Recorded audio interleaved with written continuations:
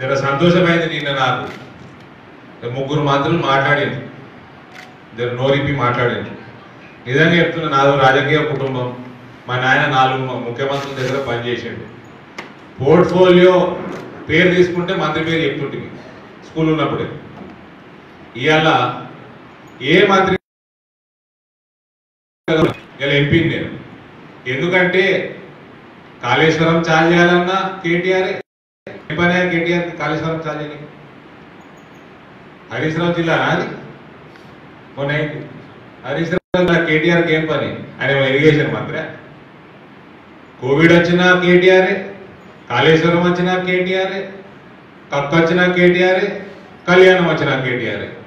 చూసి చూసి యాస్టకు వచ్చింది. ఇవన్నీ కమ్సే కమ్ 3 మంత్రులు. ఓలాకి ఏం పోర్ట్ఫోలియో ఉన్నది తెలియదు నాకు, కానీ నిన్ననే తెలుసుకుంటే.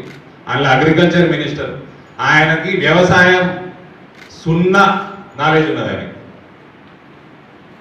కమ్సే కమ్ 3 నోరిపైన మాట్లాడినిచ్చారు టీఆర్ఎస్ వాళ్ళకి. నాకు నిన్న ఆ 3 మంత్రులు మాట్లాడిన ప్రెస్ నోట్లు చూస్తే 3కి సేమ్ చిట్టి వచ్చింది. ప్రగతి భవన్కి ఒకటే చిట్టి, జిరాక్స్ తీసిరు పంపిరు. 3కి ఒకటే. ఎవరికన్నా అవగాహనతో మాట్లాడినట్టే లేదు. గదే చిట్టి చదివిండు. ఒకటి కరీంనగర్లో చదివిండు, ఇంకొకటి ఇంకేటో చదివిండు, ఇంకోటి ఇంకేటో చదివిండు.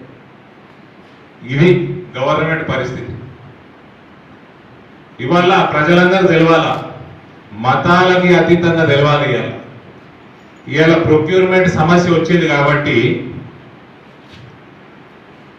ఈ మంత్రులు అడుగుతా ఉన్నారు, బీజేపీ రాష్ట్రాలలో అవుతుందా? వ్యవసాయ మంత్రి అంటుండు 100% ప్రొక్యూర్మెంట్ ఏదో చేయరు ధాన్యం అని. బీజేపీ రాష్ట్రాలలో అవుతుందా అని. ఈ వ్యవసాయ మంత్రికి కనీసం మినిమం సెన్స్ అని ఉండాలా వ్యవసాయం గురించి. ధాన్యము 100% ప్రొక్యూర్మెంట్ దేశవ్యాప్తంగా చేస్తారు, బీట్ చేస్తారు, అన్ని రాష్ట్రాలలో చేస్తారు. మన రాష్ట్రాన్ని గురించి మాట్లాడితే ఇక్కడ వండే ధాన్యాన్ని పూర్తిగా ప్రొక్యూర్ చేసి ఎఫ్సిఐకి అప్పచెప్పాల్సిన బాధ్యత స్టేట్ గవర్నమెంట్. అంతే. ఏది రైతుల దగ్గరికి వెళ్ళి తీసుకొని ఎఫ్సిఐకి అప్పచెప్పాలి. మీ పీడిఎస్ మన సిస్టంలో, డిస్ట్రిబ్యూషన్ సిస్టంలో ఎంత అవసరమో అది ఉంచుకొని సర్ప్లస్ అయితే పక్క రాష్ట్రాలకు తరలిస్తారు. ఈడ తక్కువ అయితే ఆడికి ఈడికి తెస్తారు పీడిఎస్ సిస్టంలో. ఈ ప్రొక్యూర్మెంట్ కి ప్రతి రూపాయి కేంద్ర ప్రభుత్వం భరిస్తారు. నయా పైసా తీసుకోదు కేసీఆర్ దగ్గర, పూర్తిగా కేంద్ర ప్రభుత్వం భరిస్తారు. వీళ్ళు చేసే ఖర్చు ఏంటంటే మతాలకు అతీతంగా తినండి అందరూ. వీళ్ళు చేసే ఖర్చు, కేసీఆర్ చేసే ఖర్చు ఏంటంటే ట్రాన్స్పోర్టేషన్ ఖర్చు.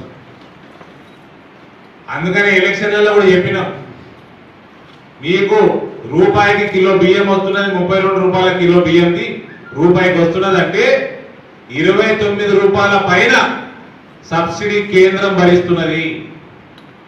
మీరు రూపాయి కడుతున్నారు, రూపాయినో రూపాయిన్నరనో రాష్ట్ర ప్రభుత్వం ట్రాన్స్పోర్టేషన్ భరిస్తున్నది. అంతే. లొట్టపీసు చేసింది ఏం లేదు వీళ్ళు టీఆర్ఎస్ ప్రభుత్వం. చీఫ్ మినిస్టర్ పని శాతం కాకపోతే అట్లీస్ట్ టీఆర్ఎస్ ప్రభుత్వం చెపరాసి పని అనేది చేయాలి. అది కూడా చేతనైతే లేదు. ఇలా గండి బ్యాగులు అంటే ఎగురుతా ఉన్నారు, హమాలీలు లేరని ఎగురుతా ఉన్నారు. ఇదే రూమ్ లో జనవరిలో ప్రెస్ మీట్ పెట్టి పోయిన సంవత్సరం కూడా ఇదే సమస్య. ఈ కొత్తగా కరోనా కోసం వచ్చిన సమస్య కాదు ఇది. పోయిన సంవత్సరం కూడా గండి బ్యాగులు సమస్య. ఏం నిద్రపోతున్నారు ఆ ఫామ్ హౌస్ లో? జనవరిలో మేమందరం భారతీయ జనతా పార్టీ నాయకులకు చెప్పినాం.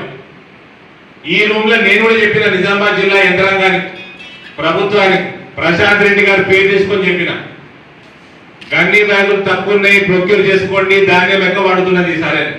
ఏం పన్నరా? ఫామ్ హౌస్ లో అన్నారా? ఇవాళ చిట్టి వస్తే ఒకటే చిట్టి కట్టిన హిందుత్వవాది మీ యొక్క ఓటు బ్యాంక్ రాజకీయాల కోసం ఊసులు రంగులు మార్చినట్టు మార్చరు. అందరు ఒకటే సమానంగా చూస్తారు. ఇవాళ నేను చెప్తా ఉన్నా, తెలంగాణ రాష్ట్రంలో ఉన్న ప్రతి హిందువుకి, ముస్లింకి, క్రిస్టియన్కి, ప్రతి గరీబుడికి మీరు తింటున్న ప్రతి ముద్ద, అన్నం ముద్ద 100% ట్రాన్స్పోర్టేషన్ తప్ప కేంద్ర ప్రభుత్వం భరిస్తున్నది. దాని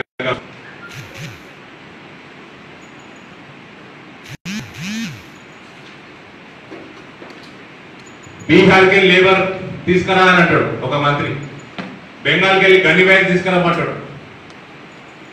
ఇది మేము చెప్పినాం. ఇవాళ మీరు ఎగురుతా ఉన్నారు, ఇక్కడ నుంచి వలసలు ఎందుకు ఎక్కువైనాయి? ఇవాళ బాంబేలో తెలుగు వాళ్ళు ఒక్కొక్క చిన్న రూమ్ లో 10x10 రూమ్ లో 15 మంది ఉంటున్నారు. తెలుగు వాళ్ళు, తెలంగాణ వాళ్ళు. ఇలా ఎగురుతున్నాడు మంత్రి, నా కరీంనగర్ మంత్రి.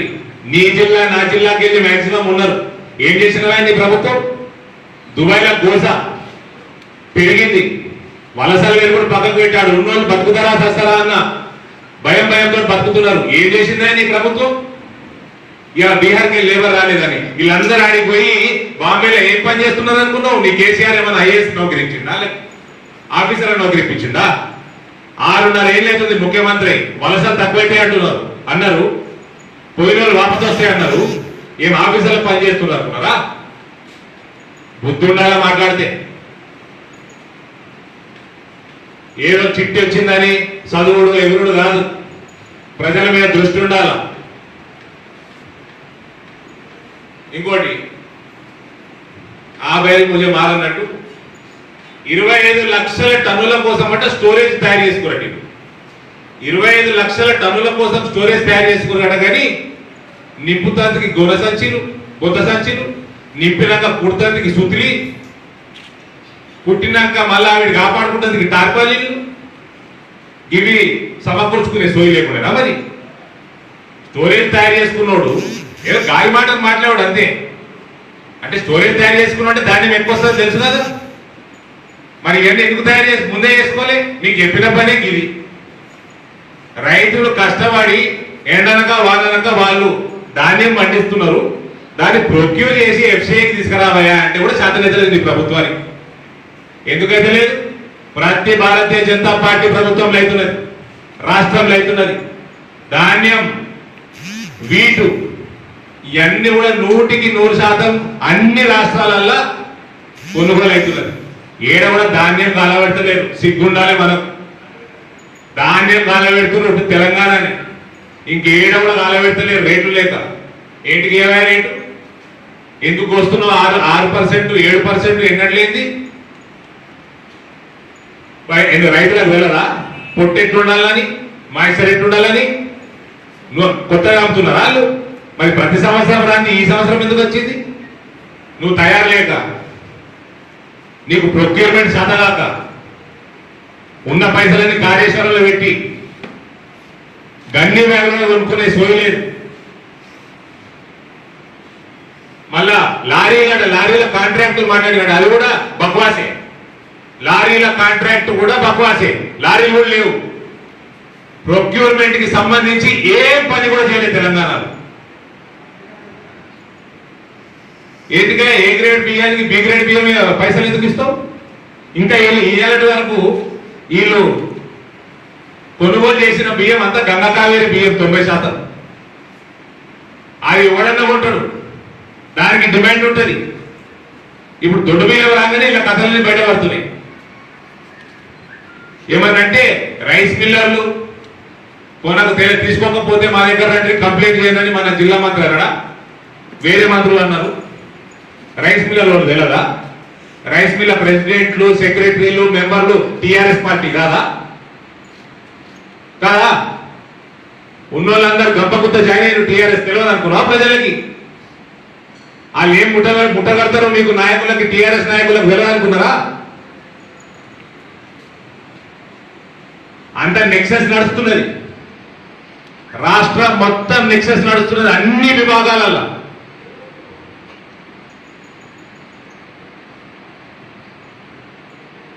కమ్సే కమ్ గన్ని బ్యాగులలో కమిషన్లు రావని కొట్టలేరు, ప్రొక్యూర్ చేసుకుంటలేరు. మొత్తం ప్రొక్యూర్మెంట్ ధర అంతా కేంద్రం భరించినా కానీ నీకు ఏదైనా నువ్వు చేసే పని కొరియర్ పనే కదా. కొరియర్ పని కూడా చేతనైతలేదు నీకు.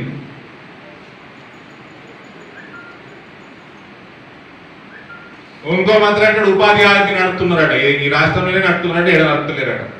ఉపాధి హామీ పైసలు ఎక్కడికి వస్తున్నాయా? కేంద్రంకి వెళ్ళి వచ్చిన పైసలే కదా నువ్వు ఇచ్చేది. నువ్వు ఇవ్వాల్సిన పైసలు 2-3 ఏళ్ళ నుంచి ఇస్తలేవు. పోయిన సంవత్సరం పైసలు ఇంకా ఇవ్వలేదు. ప్రతి విభాగంలో సొమ్మకొకరిది సోకొకరిది లెక్క తయారైంది టీఆర్ఎస్ వాళ్ళది. అత్త సొమ్ము అల్లుడు దానం అన్నట్టు. ఇంకా మరి ఇదైతే దీనికైతే మరి పరాకాష్ట ఇది. డిఆర్డిఓ చైర్మన్ సతీష్ రెడ్డి గారు 5 లక్షల వెంటిలేటర్ తయారైతుంది. కరోనా సమయంలో అవసరం ఉంటే ఆర్డర్లు పెట్టుకోండి, ఇంకా తక్కువ ధరకు ఇప్పిస్తారు. ఆర్డర్ పెట్టినా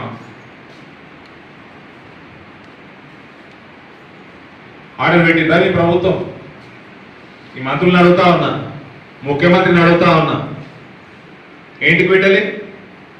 మళ్ళీ ఏమనంటే ఎగురుతారు. కేంద్ర ప్రభుత్వం 1000 వెంటిలేటర్లు పంపాలని. వీళ్ళు తలకాయ ఉండి మాట్లాడుతున్నారా లేదా ప్రజలకు తెలియదు అనుకుంటున్నారా? కేంద్రము, నేను మొన్న వీడియో తీసి పెట్టినాను, మళ్ళీ రిపీట్ చేస్తే, నేను కోవిడ్ హాస్పిటల్స్ డెవలప్మెంట్ కోసం, ఇటువంటి ఎక్విప్మెంట్ కోసం, వెంటిలేటర్లు అనండి, ఆక్సిజన్ సిలిండర్లు అనండి, ఇంకేదన్నా ఈ కరోనా క్రైసిస్ లా 15,000 కోట్ల రూపాయలు ఇటువంటి ఎక్విప్మెంట్ కొనడానికి దేశవ్యాప్తంగా రిలీజ్ చేసింది. అందులో నాకు తెలిసి కమ్సే కమ్ 300-400 కోట్లు తెలంగాణకు వస్తుంది. నీకు 1000 వెంటిలేటర్ల కంటే ఎంతైతే 50 కోట్లు అయితే ఇంకా తక్కువ ధరకే ఇప్పిస్తాను. నువ్వు ఆర్డర్ పెట్టినావా? నీకు పైసలు కేంద్రం ఇస్తున్నది కదా. చిన్నప్పుడు ఒక కేసీఆర్ లాంటి కూడా ఒకటి దోస్తుండే నాకు స్కూల్లో. కొత్త కొత్త కంపస్ బాక్సులు, కొత్త కొత్త పెన్నులు రాగానే ఇంట్లో ఏడ్చుకుంటా అయ్యని అడిగితే, అయ్య ఏం చేస్తాడంటే, అయ్యే బిజీగా ఉన్నాడు. ఏం చేస్తాడు? జేబుల దగ్గర పైసలు తీసిస్తాడు. పోయి సాయంత్రం పోయి 2 ప్యాకెట్లు కొనుక్కొని తాగాలి. కంపస్ బాక్స్ కొనుక్కునేది లేదు. మళ్ళీ తెల్లారి పోయి బదనాలు చేయాలి స్కూల్లో, మా అయ్యే కంపస్ బాక్స్ కొనిస్తలేడు. గిట్లున్నది పరిస్థితి. ఈ కేసీఆర్ ప్రభుత్వం పైసలు వస్తున్నాయి, కొనుక్కోరా నాయన అని పైసలు ఇచ్చినాక, ఆర్డర్ పెట్టుకొని తక్కువ ధరకు ఇప్పిస్తా అని చైర్మన్ గారు చెప్పినాక నీకేం రోగం? మళ్ళీ ఏమనంటే 1000 వెంటిలేటర్లు కేంద్రం పంపించాలంటావు. ఇవాళ మైగ్రెంట్ లేబర్ ఏదైతే ఉన్నారో, ఇతర రాష్ట్రాలకు వెళ్ళి వచ్చి ఇక్కడ ఉన్నోళ్ళు, మన రాష్ట్రాలకు వెళ్ళి బొంబాయిలో పసాయించిపోయిన వాళ్ళు, వేరే రాష్ట్రాల్లో పసాయించిపోయిన వాళ్ళు, వీళ్ళందరి కోసము డబ్బులు రిలీజ్ చేసింది వాళ్ళకి భూగపెట్టమని కేంద్రం. మన రాష్ట్రానికి 599 కోట్లు ఇచ్చింది. ఏం చేసినావు? ఒక్కడికన్నా భోజనం పెట్టినావా? అయ్యే పైసలు నువ్వు వంచి అవి ప్రతి మనిషికి 1500 ఇస్తా అంటున్నావు కదా, గయ్యే పైసలు ఇస్తున్నావు. మైగ్రెంట్ లేబర్ పెంచుతలేవు, పెడతలేవు, భూగ పెడతలేవు. ఆ పైసలు ఇచ్చి ఇవాళ మళ్ళా బీరాకే రాలేదు, లేబర్ ఇబ్బంది ఉన్నది, దీనికి పైసలు ఇస్తలేరు, వెంటిలేటర్లు ఇస్తలేరు, ప్రొక్యూర్మెంట్ ఎక్స్చేంజ్ చేస్తుంది అని ఇవన్నీ పనికి మళ్ళా కథలు ఒడికెప్తున్నా మీరు. ఏదో వీళ్ళు వాళ్ళకి ఇస్తారు తెలుసా పైసలు? కాళేశ్వరం కాంట్రాక్టర్కి ఇస్తారు. అడగకంటే ముందే అయ్యే గిన్నె సరిపోతే ఈ కాంట్రాక్ట్ ఎక్కువ పైసలు అయితే అని రేట్ ఎక్కిస్తారు. అడగకంటే ముందే ఇస్తారు. ఏంటికి? అలాగే కమిషన్లు వస్తాయి. రైతులకు ఇస్తే మీరు సస్తారా? ఏ గ్రేడ్ బియ్యంకి ఏ గ్రేడ్ ధర ఇస్తే సస్తారా అంటున్నా. తక్కువ ధర భూముల వాళ్ళకి ఇస్తారు. Subscribe us and press the bell icon for more interesting updates.